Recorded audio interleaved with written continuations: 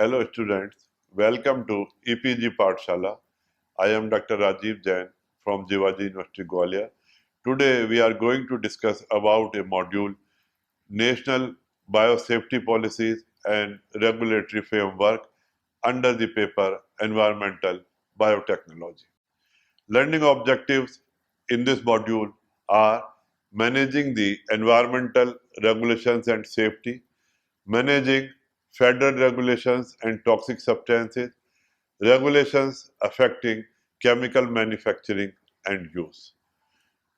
We will also study regulatory overview, process technology safety and hazard analysis, material safety data sheets, regulatory framework. So here, how to manage the environment, managing the environmental regulations and safety, how to manage them. Managing environmental and safety issues is challenging, time consuming and expensive. Being responsible for these matters is more than just saving money and protecting the company. The environmental and health and safety managers must also protect him or must also protect him or herself because the current laws make the individual personally liable for any wrongdoing even if there is no malicious intent. Pollution control generally involves preventing the facility from harming people or the environment and mitigating the effect of any pollutant emissions. Harm to people or the environment is difficult to prove, so regulations are increasingly designed and stringent to eliminate contamination. Effluent standards are based on health effects studies, but because of factors such as cancers, long latency period, and the lack of human exposure data, standards generally include a large safety factor. The environmental manager must recognize that there is a little margin for error when it comes to contamination issues. It is also important to recognize that erring on the side of safety is usually the least expensive and most legally defensible position in the long run. Taking that position can lead an organization or company to more efficient use of raw materials, recycling, and other waste minimization tactics. However, such a program requires balance. Risks cannot be eliminated, and too much error on the side of safety can result in costly overkill. The safety manager is called upon to manage both risk and resources. Managing hazardous materials generally involves the following four major issues: identification, storage and handling, disposal and shipping, and record keeping.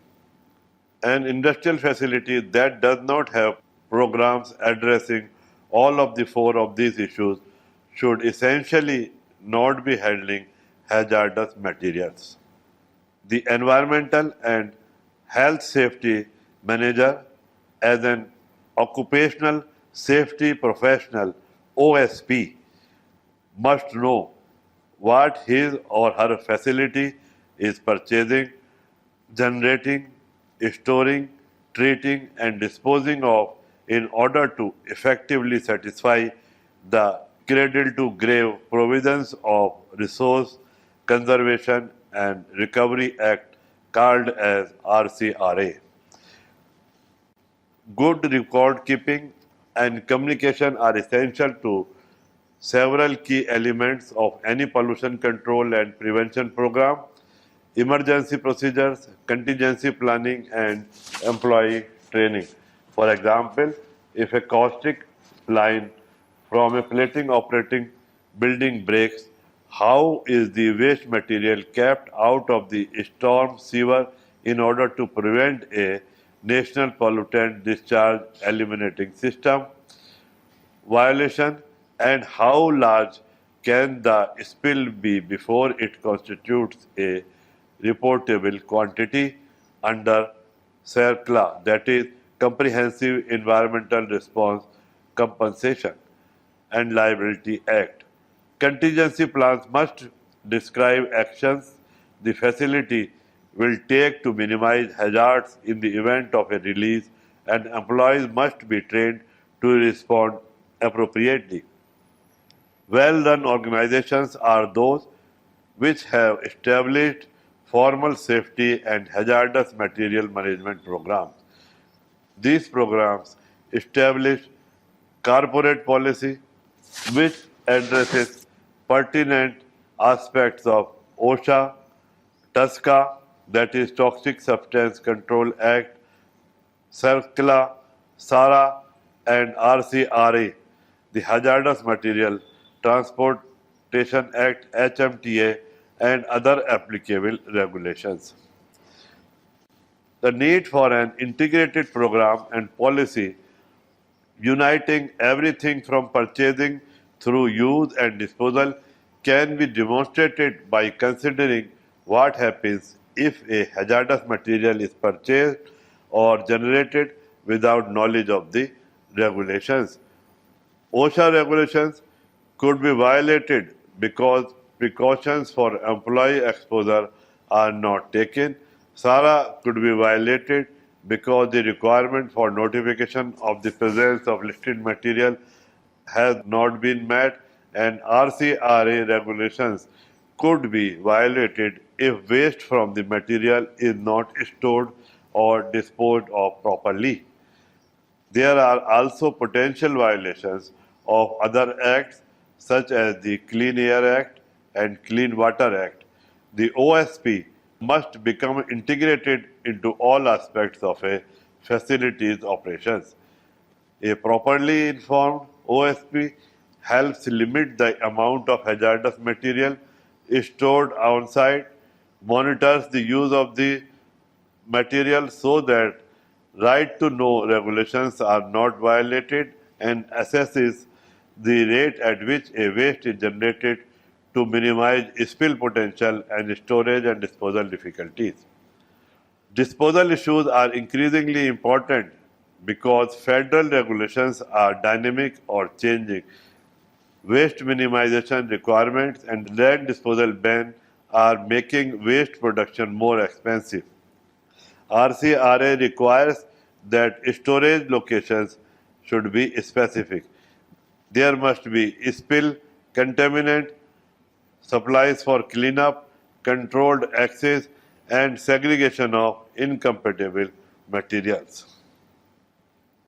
In addition, RCRA holds that a hazardous waste storage data area cannot be subject to a 100-year flood.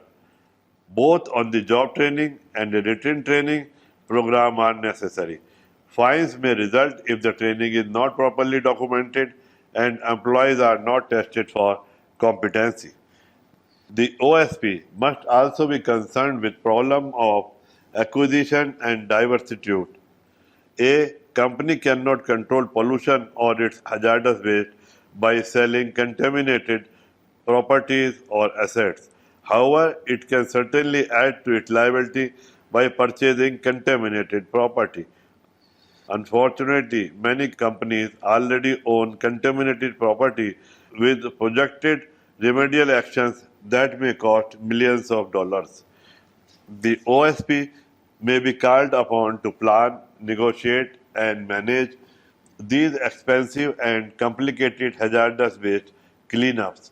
Too often, remedial action contracts permit a consultant to design and build with little or no oversight. If such contracts are not managed properly, cost overruns and disputes can be expected. Bidders must be pre qualified, Control documents must be precise and accurate. There must be a management plan that includes numerous inspections and thorough documentation. There must also be emergency plans in the event that something goes wrong, such as a spill, a fire, or explosion. Here, next thing we shall study managing federal regulations and toxic substances. Toxic substances can create pervasive environmental and public health problems.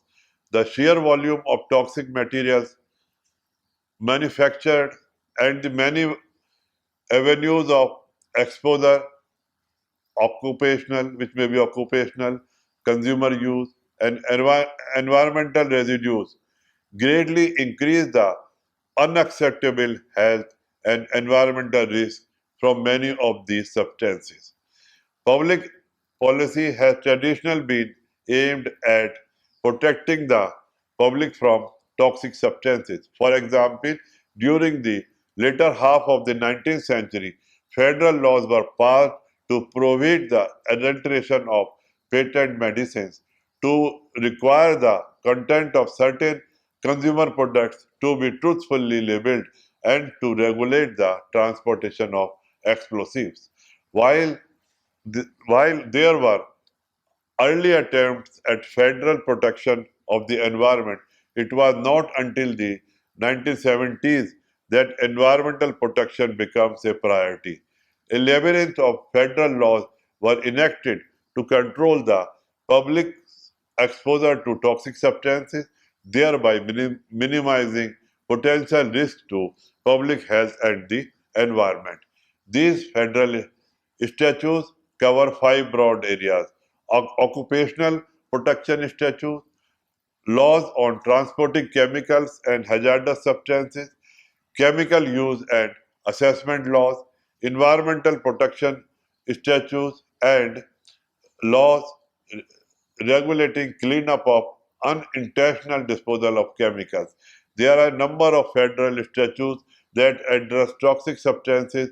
However, the major laws are the Federal Food, Drug and Cosmetic Act (FFDCA), Federal Insecticide, Fungicide and Rodenticide Act (FIFRA), Clean Air Act (CAA), Clean Water Act (CWA), Occupational Safety and Health Act (OSH Act), Safe Drinking Water Act (SDWA), Hazardous Materials Transportation Act (HMTA), Toxic Substances Control Act (TSCA), Resource Conservation and Recovery Act (RCRA), Comprehensive Environmental Response, Compensation and Liability Act (CERCLA), Superfund Amendments and Reauthorization Act (SARA). These laws and their broad areas they cover are summarized in Table 1. Occupational safety issues. The Occupational Safety and Health Act is the primary federal law regulating toxic substances to protect workers in the workplace. The federal law was passed as the result of increased public concern about the workplace hazards and the effects of exposure to hazardous chemicals. Before passage of the law, worker safety was the responsibility of state agencies and labor groups. Federal safety requirements were confined to specific industries, for example, mining, railroading, longshoring, etc. The Occupational Safety and Health Administration OSHA was established within the Labor Department to administer the Act. The main provisions of the Act dealing with toxic substances include establishing and enforcing standards to limit exposure to various chemical substances that could induce acute or chronic health effects, regulating substances that may cause cancer, informing employees of the dangers posed by toxic substances through the use of material safety data sheets (MSDSS), requiring employers to maintain medical training and other records to track the development and incidence of occupationally induced diseases. OSHA has established standards for 22 toxic or hazardous substances and 402 toxic air contaminants. In setting standards, OSHA evaluates three types of health effects: acute, that is immediate, chronic, long term, and carcinogenicity, ability to cause cancer. Pursuant to the United States Supreme Court ruling in Industrial Union Department AFL CIO versus American Petroleum Institute, OSHA must show that a significant risk exists before it issues a health standard. Also, under the Supreme Court's ruling in American Textile Manufacture Institute versus Donovan, a standard must be feasible, that is, must adequately assure that no employee will suffer material impairment to their health to the extent that this is capable of being done. OSHA standards includes a permissible exposure limit (PEL), labeling, protection, equipment, control procedures, and monitoring requirements. SARA establishes specific training requirement funds, training programs, and delegates responsible to OSHA and the National Institute of Environmental Health Sciences. SARA requires 40 hours of classroom and 24 hours of site-specific training for nearly all workers on hazardous waste site cleanups. At commercial hazardous waste treatment, storage and disposal facilities, and for industrial workers who will act as hazardous materials first responders. OSHA has promulgated data regulations to cover the SARA training and working condition requirements. Environmental protection issues. In the 1970s, Congress passed several environmental protection statutes, beginning with the Clean Air Act and amendments to the Federal Water Pollution Control Act, after that renamed as the Clean Water Act. While most of these initiatives were actually amendments to existing federal environment statutes dating back 70 years, the changes were so extensive in both philosophy and scope that they are commonly thought as of new laws. These laws focus primarily on cleaning up conventional pollutants, smoke and sulfur oxides in the air, oxygen depleting discharges into surface water, and solid waste into the land. As the 1970s ended, these laws began to focus on toxic substances that could threaten human health at even low concentrations. These statutes were amended or new regulations and policies to handle toxins were adopted by the administering agency. Unlike the Occupational Safety and Health Act, environmental laws address by product discharges of toxic and hazardous substances that are released into the environment. Standards to reduce risk to public are established in a similar manner to the OSH Act. All of the environmental laws are administered by the United States Environmental Protection Agency (EPA). The Clean Air Act originally addressed smoke, dirty air that plagued many industrial cities. It was subsequently amended to add provisions about the effect of sources of pollution. The 1977 amendments focused the statute on toxic air emissions. The Clean Air Act gives the EPA the responsibility to set three different kinds of air standards. First is National Ambient Air Quality Standards, defining the maximum concentration of air pollutants allowable. New Source Performance Standards (NSPS), establishing the allowable emission levels for different stationary sources.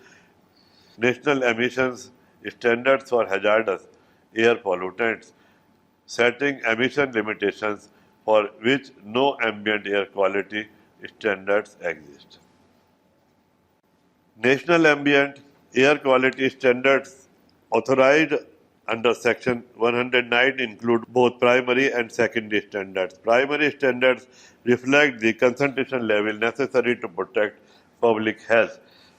Secondary standards are designed to protect public welfare from any known or anticipated adverse effect of air emissions on vegetation, soil, water, visibility, or climate.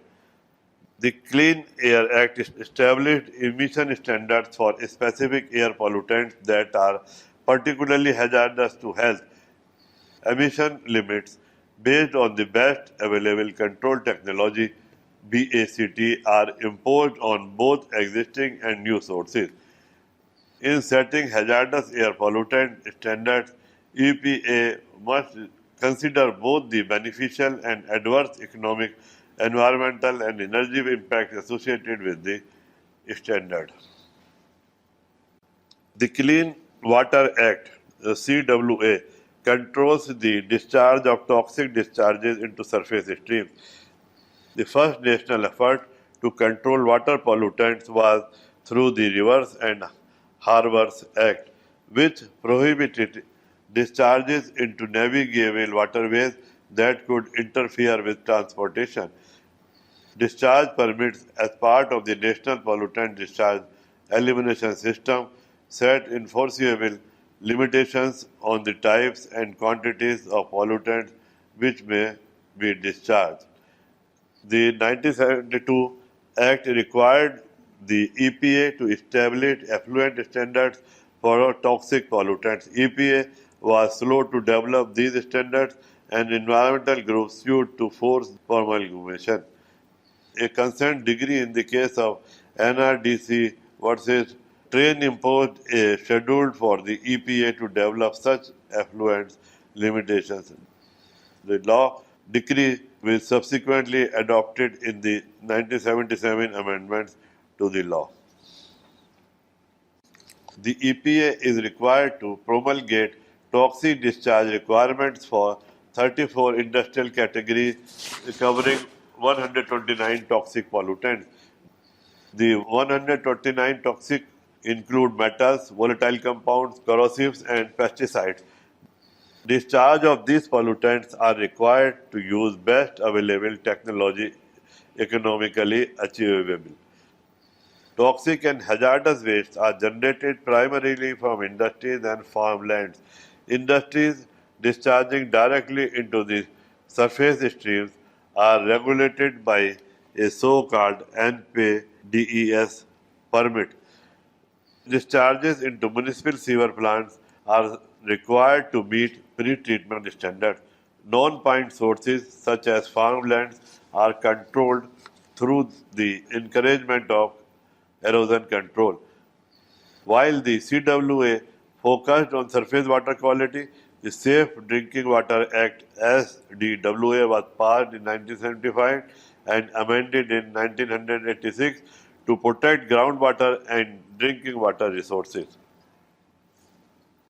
The law requires EPA to establish recommended maximum contaminant goals (RMCG) for each contaminant which may have an adverse effect on the health of an individual. Two types of drinking water standards were established to limit the amount of contamination that may be in drinking water. Primary standards with the maximum contaminant level (MCL) to protect human health, and secondary standards that involve the color, taste, smell, or other physical characteristics of drinking water sources. The SWA regulates 83 different contaminants, which includes 14 volatile organic compounds, 29 synthetic organic compounds, 13 inorganic chemicals, 4 microbiological contaminants, and 2 radiological contaminants. A second major provision of the SDWA for the purpose of protecting groundwater is the regulation of underground injection of toxic chemicals. Injection of liquid waste into underground wells is used as a means of disposal. Controls were needed to assure that this means of disposal did not damage the quality of aquifers. Five classes of underground injection wells were established. Class 4 wells where hazardous wastes are injected into or above a formation within 1/4 mile of an underground source of drinking water were phased out. Under the 1986 amendments, states adopted a program for wellhead protection. A program addressed the surface and subsurface surrounding a well or well field through which contaminants are reasonably likely to move towards a well. Perhaps one of the most controversial and sometimes misunderstood environmental statute passed is the Resource Conservation and Recovery Act (RCRA). Regulation affecting chemical manufacturing and use. The general public often view environmental laws as having their focus on the effect of toxic and hazardous substances being emitted into the workplace and or the environment at the point of manufacture. However, both the public and the environment can also be exposed to toxic substances during the use and applications of chemicals. To reduce the risk of exposure through the use of a chemical, a number of federal laws were enacted aimed at regulating what specific chemical can be manufactured and sold. One of the earliest federal legislation aimed at regulating the manufacture of chemicals is the Federal Food, Drug and Cosmetic Act (FFDCA). The act provides the regulatory authority for the Food and Drug Administration (FDA) to assure the safety of food, drugs, medical devices, and cosmetics. Adulteration or misbranding of any of these consumer products is strictly prohibited. The FDA establishes standards that must be met by manufacturers before certain products may be sold. Pre-marketing clearances are based on scientific data submitted by manufacturers to demonstrate that the proposed product will not have an adverse effect on human health. Major provisions of the law include the following: the banning of intentional addition of substances known to cause cancer in animals to food products, the establishment of procedures for setting safety limits for pesticide residues on raw agriculture products, the required pre-use of safety assessments and approvals of all food additives. Another consumer-oriented federal legislation is the Federal Insecticide, Fungicide and Rodenticide Act, which established a regulatory program to control the manufacture and use of pesticides and related products whose purpose is to kill, repel, or control insects, rodents, plants, trees, algae, fungi, bacteria, or other living organisms. The first federal legislation to control chemical pesticides was passed in 1910. Like the FFDCA, the early laws was aimed against adultering or misbranding chemical pesticides to protect consumers against false advertising. Next thing is process technology safety and hazards analysis. Employees must develop and maintain certain information about their processes. It is this process safety information that must be communicated to employees who are involved in the processes. The information is intended to provide a foundation for identifying, understanding the hazards involved in the process. The purpose of the process safety information requirement is to provide an adequate data base to support that requirement elements of process safety management program (PSI) is needed. to document formally the as-built, as-modified condition of the plant, to provide the necessary data with which to perform the required hazard analysis, to provide the necessary data to support other process, safety management policy, procedure, and practice elements such as standard operating procedures and emergency response and management of change procedures, to communicate information on hazardous substance to employees and others as required by state or federal regulations. In the last, I shall discuss regulatory framework. Proper waste management begins with the determining the minimum requirements for waste management at a facility for assessing three factors: the federal regulations, the state enforcement policies of hazardous waste regulations, and the general liabilities of the facility. Although commonly a manager will approach his decision in that order, the waste managers prepare their company policy considering the factors in the opposite order. The federal waste management requirements the basic rules necessary to follow. These are regulations developed from the Resource Conservation and Recovery Act and its subsequent amendments. A waste manager must determine first whether the facility operates in a manner covered by these regulations. If so, is it comply with the regulations? The changing of federal regulations to protect surface water and air quality from toxic chemicals also can change a hazardous waste manager's options for treatment and disposal. This susceptibility to regulatory changes is one factor a manager must consider in evaluating major capital investment for waste treatment or disposal equipment. For those states authorized to conduct inspections and enforcement of the federal RCRA program, it is the state regulators who make the determinations of whether a particular waste has the characteristics of hazardous waste, whether sampling was adequate, whether the operation is adequate, and what are the penalties for non-compliance. As much as the Federal Environmental Protection Agency encourages uniformity, there can be variation in the interpretation from state to state. Finally, and what wise waste manager considers first when designing a waste strategy, present and future liability has become of paramount importance.